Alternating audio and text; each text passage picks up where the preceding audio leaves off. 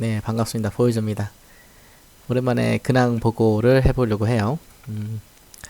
편의상 중간부터 아마 반말이 될 것 같은데 반말로 진행하겠습니다.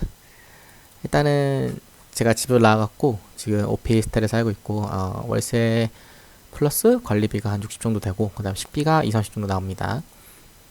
1년 정도는 쉬면서 이제 뭐라도 할 생각인데 뭐라도가 이제 HSK 5급 그리고 정보처리 기능사 기사 정보처리 기사 그리고 전기기사 요 순서로 딸 생각이고 이제 왜 이 순서냐? 그리고 국비 지원 썰부터 풀고 가겠습니다. 일단 일을 그만두자마자 이제 국비 지원을 학원을 갔거든요. 근데 전기 기능사를 따려고 했는데 기간이 6개월인가 그렇더라고요. 그래서 학원비는 전액 무료고 8시간 정도, 9시간 정도 거기 있어야 되는데 뭐 딱히 돈을 주는 것도 아니고 생활비가 계속 나가겠죠. 그 생활비가 계속 나가고 내가 뭐 돈 벌 시간도 거기에 잡혀 있는 거니까 부담이 있었고 당장 일을 하는데 이제 전기 기능사도 물론 있으면 좋지만 학원에서 그냥 첫날부터 당연히 기사가 더 좋습니다라는 얘기를 들었고 그냥 그 자리에서 검색을 했단 말이에요.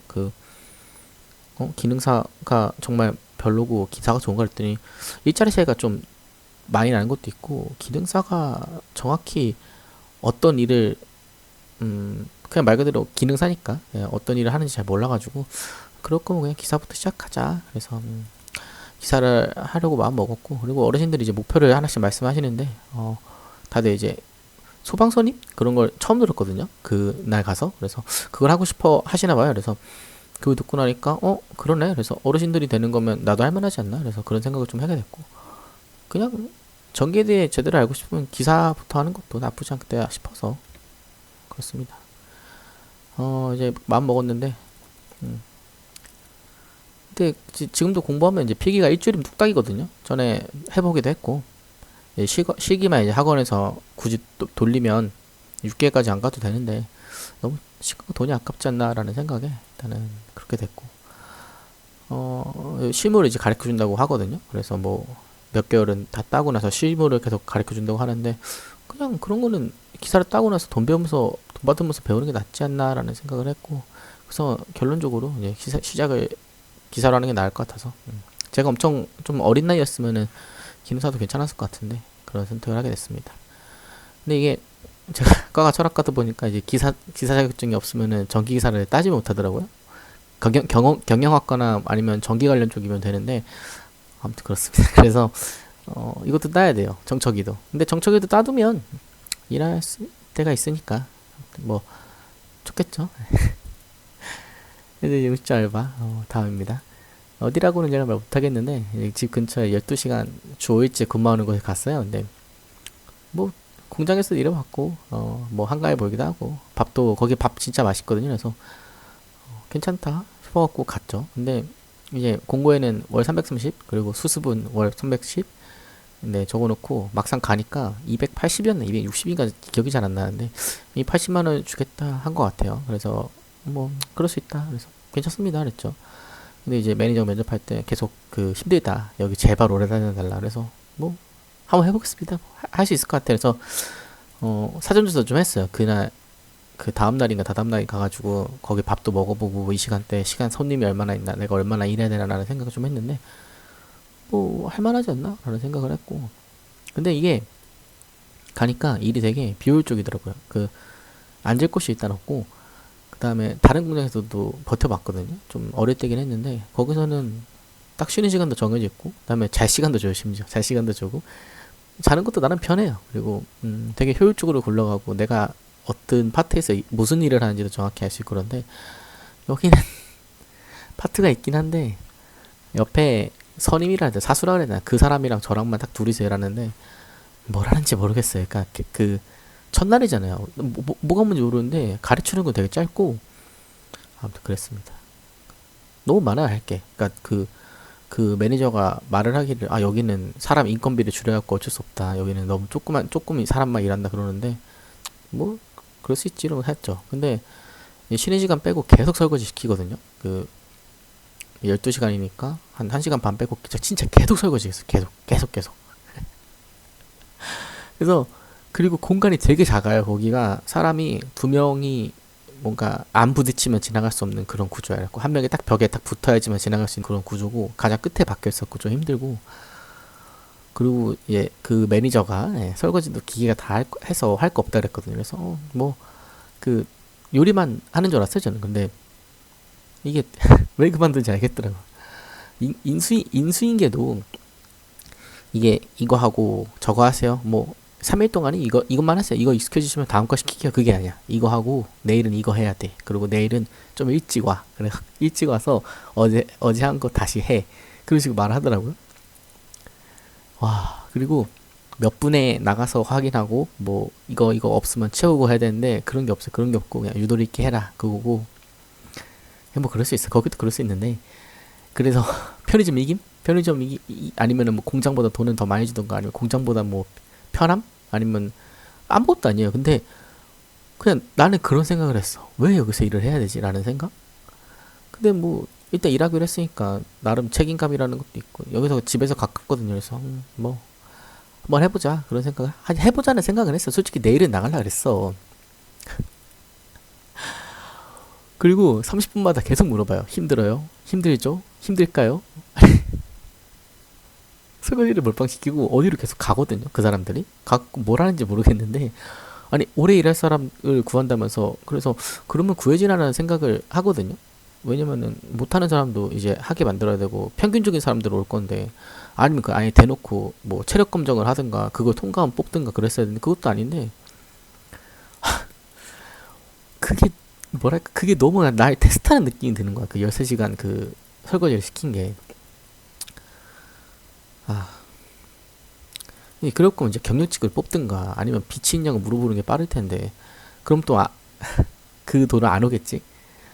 그냥 가면 이제 어제 남은 그 음식을 재탕을 하는데, 요거는 제가 신고를 했습니다. 신고를 했고, 점심을 12시에 먹는 게 아니라 한 2시에 먹게 해요. 그래 뭐 이것도 그럴 수 있어요. 왜냐면 우리가 10시쯤 출근을 하니까 2시간쯤 이제 세팅하고, 그 다음에 2시에 쉬어서 1시 15분에 돌아오라고 해요. 그리고 9시에 쉬어서 9시 15분에까지 밥을 15분 만에 먹어야 되고, 엄청 늦은 시간에 밥을 먹었고, 내일 뭔가 잠자기도 좀 힘들어요, 솔직히. 그냥 솔직히 이거 기대하고 간 거거든요. 와, 너무 하더라. 그리고 2시는 점심 때 먹는 그 음식도 아니야. 그 식당 음식도 아니고. 근데 8시간 넘게 일하는 게 힘들더라. 그 8시간까지 진짜 할만 하거든. 8시간까지는 설거지 하는 것도 뭐 계속 할만 하는 거고 뭐 했는데, 와, 12시간 서 있는 거 진짜 쉽지 않더라고요. 10시간 좀 넘게 서 있는 거. 그 2시간 좀 늘어나는, 사실 버틸만 할 줄 알았는데 한 번도 안 해봤으니까 쉽지 않더라고. 1시간 정도는 할만 했을 거야. 8시간 진짜 괜찮아요. 거기까지 할만한데, 대단하다. 다들 진짜 어떻게 버티는지 모르겠습니다. 그래서 뭐 일찍 잤어요. 내일 또 일하려고 했지 않는데, 이게 새벽 5시에 일어났죠. 근데 문자가, 아까 그 매니저한테 문자가 와서 팀원들이 평가가 안 좋게 돼서 내일부터 나오지 말고 계좌번호 달래요. 좋죠. 그래서 13만 원을 받았습니다. 근데 이제 그걸 바꿔낼 생각을 했단 말이야. 물론 내가 그만둘 수도 있었지. 근데 내 발로 내가 나간 게 아니잖아. 그리고 분명히 계약서상으로는 정규직이었고, 내가 너무한 건가? 다들 참아? 이거? 난 근데 이제 써 있었고, 제발 오래 일해달라며. 나 진짜 기만했잖아 지금. 근데 난 일을 했고 힘들다는 걸 봐도 그냥 힘들다 했을 뿐이고, 오래 일할 거는 해서 그래도 하는 데까지 한다 했어. 오래 할거서 이거 그만둘 건데요 저 내일 안 나올래, 그런 것도 아니야. 하는 데까지 해본다 그랬어. 아니 그러면 월화수 일하고 목금 쉬고 토일 일하면 더 잘할 수도 있잖아 그 사람이. 아니 내 옆에 있지도 않았다니까. 좀 멀리 가 있었으면서 보면 얼마나 봤다고. 도와주면 되잖아. 그럼 내가 못하면 좀, 난 모르겠어. 그 사람들 진짜 누굴 뽑는지 모르겠고. 그렇습니다. 맨날 계속 충원하나 봐요. 그래서 나름 이제 대표가 머리를 굴렸는지 글루기에서 작성 안 했거든요. 그래서 노동청에 말은 했죠. 사실 일단 가볼 생각이고, 근로계약서 때문에 제가 그거 한 건 아니고, 그냥 이렇게 잘라도 되는 건가 사람을. 그래서 뭐 연휴가 다 끝나고 연락이 이 사람한테 했어. 매니저한테 온 게 아니고 그제서야 대표한테 연락이 왔거든요. 그래서 왔더니, 그래서 그런 게 아니라 뭔가 전달이 잘못된 것 같다. 나는 분명 전달했는데 네가 못 들었다. 난 하나도 들은 게 없는데. 그때 대표가 나 먼저 간다, 뒷정리 잘하고 와, 그러고 가버렸어요. 그리고 그냥 시간 되니까 그 우리가 갔거든요. 근데 뭐 글룩에서 다 준비돼 있었고 그 다음에 제가 다시 올 줄 알고 기다리고 있었대. 거기서 문자 그렇게 메뉴 시켜서 문자 나한테 그렇게 보내놓고 기다리고 있었대. 그러시면 말을 하대요. 그래서 뭐 미안하대요. 그래서 100만 원 줄 테니까 합의하자. 그래서 뭐 제가 추노한 것도 아니잖아요. 그래서 뭐 그냥 네 알겠습니다. 그랬고 뭐 그 노동청에서 얘기합시다. 그냥 그런 얘기했고. 근데 만약에 당일날 진짜 그 말 안 된 것 같다고 상의가 됐고 그러면 그렇게 판단할 수 있어가지고 아 정말 미안한데 우리랑 좀 일이 안 맞는 것 같다고 그랬으면 내가 그만둘 수도 있어요. 그런 생각이 어느 정도는 있었고 그만둘 수도 있는데 그래도 하는 데까지 해보고 싶고 난 나름 책임감을 가지고 다음날 나가려고 일찍 잤단 말이야. 응? 좀 적응하면 괜찮을 수도 있잖아. 사람이 또 몸이 또 적응하면 다 알 수 있고 원래 첫날에 힘든 거야. 근데 새벽에 문자 띡 보내는 게 그것도 자기 아랫사람 시켜갖고 막 이게 사람들 할 짓이야. 그냥 그런 생각을 좀 했고 이게 너무 기분이 나쁜 거야. 이롱짓 테스트 당한다는 게. 그래서 나는 이롱직이 아닌데 아니면 그럼 차라리 애초에 공고를 낼 때 속이는 게 아니라 일용직으로 뽑습니다. 우리 한번 뽑아볼게요. 그래서 오늘 한번 테스트 해보시고 다음날 오시죠. 그랬으면은 그때 계약서 써갖고 하면 되잖아. 그렇게 하면 되는데 낚은 거잖아. 사람은 최대한 많은 사람들이 오게 한 다음에 이거 한번 얘 한번 써보고 쟤 한번 써보고 맞는 사람 구했다 그랬고 그거 하려고 그런 거잖아 지금. 두 번이나 속였고 월급 속이지. 그 다음에 그 1차 기간도 속였지. 근로계약서도 안 썼지. 그러니까 그냥 물어보려고 이게 맞나? 싶었고 이렇게 사람을 구하는 게 맞나 싶어서 좀 물어보게 좀. 딴 데는 안 그러던데. 그 대기업이라고 대기업 공장들 그 뭐랄까 대기업 사람이 같은데 그런 데 말고 대기업 공장들 공고한 거 보면 다 그만큼 주거든요. 뭐 딱히 속이는 거 없고 월급이 좀 되어 보일 수도 있지만 진짜 그만큼 주고 대신에 그만큼 일을 해야겠지 하면 주는데 얘네는 누가 봐도 날 속인 건데. 그래서 뭐 얼굴 좀 보게요. 돈 받으면 좋고 아니면 많은 건데 뭐 얼굴 좀 다시 보게. 그리고 초면에는 저한테 반말했거든요. 그 사람이 대표라는 분이 평소에는 뭐 하고 지내나 배달 뭐 그게 좀 돈이 되나 그러고 갑자기 막 존댓말하고 막 별로 미안해 보이지도 않더라고. 그래서 뭐 얼굴 좀 봅시다. 그래서 항상 궁금한 게 있어. 왜 이렇게 돈이 뭔데 이 사람이 나는 그냥 사용자와 노동자의 관계인데 왜 이렇게 나한테 갑질을 하는 걸까? 그랬고 식비를 아끼는 법입니다. 식비 GS 앱을 깔면 이거 뭐 제가 광고라 그런 거 절대 아니고 폐기식진 도시락 싸게 판단 말이고 서로 윈이거든요. 그 편의점도 윈이고 저도 좋죠. 그래서 3천 4천 원에 하나 먹을 수 있는데 뭐 나트륨이 좀 영양성분상 나트륨 좀 많긴 한데 다양하게 들어서 먹기 괜찮고 저는 이제 몸이 작기 때문에 1.5끼 정도 해결이 가능했고 하루에 10,000원이면 가능하죠. 2개 먹으면 끝이니까. 그리고 1개 먹고 보통은 아침에는 계란 먹고 그 다음에 하루 야채 같은 거 챙겨 먹고 그다음에 영양제 챙겨 먹고 있습니다.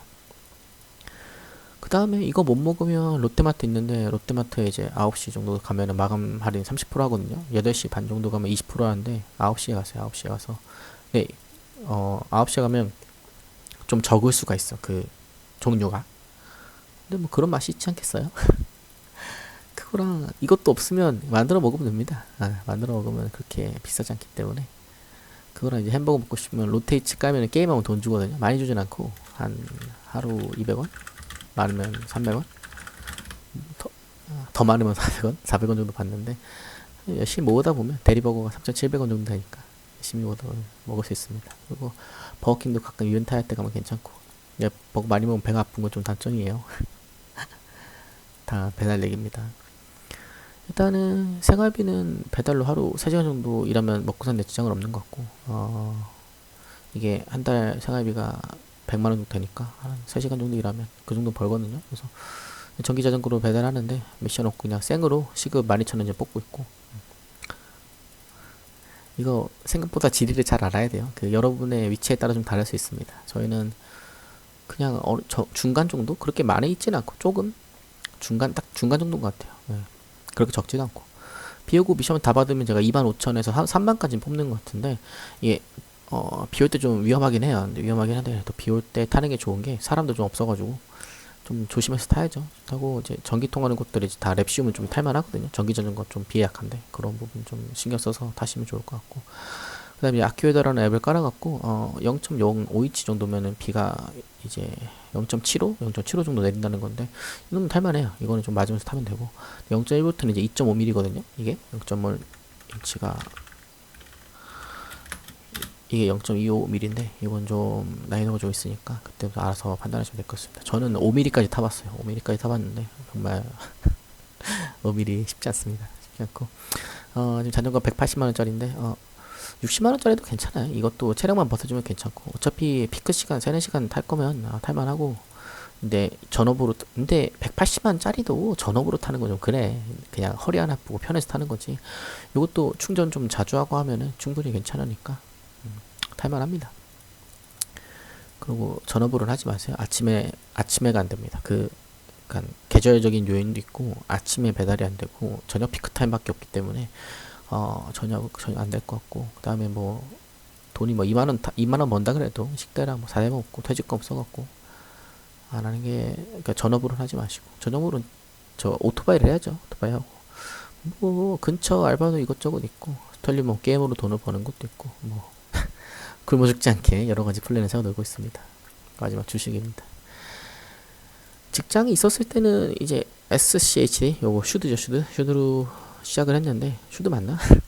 그냥 여기서 이제 160만 매일매일 꼬라박고 한 16년쯤 있으면은 나중에 이제 한 200씩 나오거든요. 그런 식으로 계산을 해놨는데 지금은 계획이 틀어졌죠. 그래서 생존을 걸고 베팅하고 있습니다. 지금은 순자산이 지금 7천 정도 되는데 거기서 5, 600을 불렸고 원래 6,500이었어요. 6,500이었는데 5, 600을 불려놨고 어디서 불렸냐? 그 금현물 ETF 요거 김치 프리미엄 좀 꼈을 때 이때 좀 저렴할 사서 팔아 좀 벌었고 오클로를 싸게 샀죠. 오클로 싸게 사서 여기서 오클로 팔아서 차익 실현 좀 하고 지금은 미국 주식 5,500 그리고 국장에 1,500 투자 중이고 국장은 1,500 중에 하이닉스가 몰빵이고 미장은 은혜 3,600 그리고 뉴타닉스가 좀 물려 있습니다.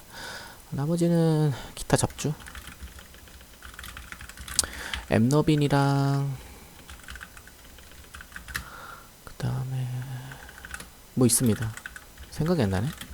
보면 생각날 것 같은데 아무튼 엠너빈이랑 뭐 있고 로빈후드다. 로빗